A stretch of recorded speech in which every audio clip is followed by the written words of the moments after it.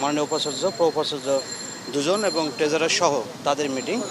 এখানে যে বিষয়গুলো আলোচনা করা হয়েছে বা আলোচিত হয়েছে এবং যে সিদ্ধান্তগুলো নিয়েছে সেগুলো হচ্ছে হলগুলোকে কিভাবে শান্ত রাখা যায়।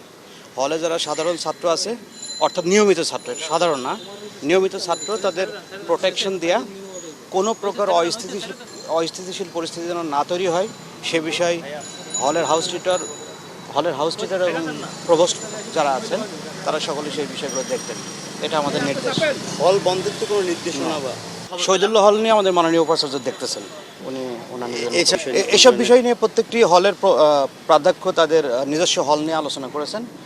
কোন কোন হলগুলোতে কী ধরনের পরিস্থিতি তৈরি হয়েছেন, যেহেতু তারা অবস্থান করছিলেন, তো স্ব হলের অবস্থান ব্যাখ্যা করেছেন, বিশ্লেষণ করা হয়েছে এবং কারা কারা আহত হয়েছে সে বিষয়গুলো খোঁজখবর নেওয়া হয়েছে।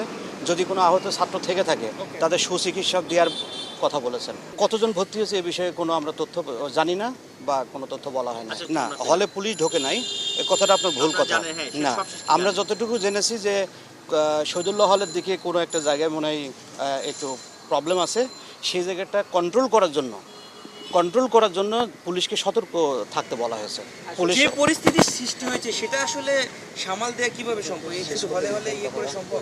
দেখেন, এখানে পরিস্থিতি সৃষ্টি যেটা হয়েছে সেটা তো যারা সৃষ্টি করেছে তারা তো আমাদের ছাত্র, আমাদের বিশ্ববিদ্যালয়ের ছাত্র। তো বিশ্ববিদ্যালয়ের ছাত্র যেহেতু তাদের একটা নির্দিষ্ট দাবি আছে, দাবিটা রাষ্ট্র এবং বিচার বিভাগ তারা দেখতেছেন।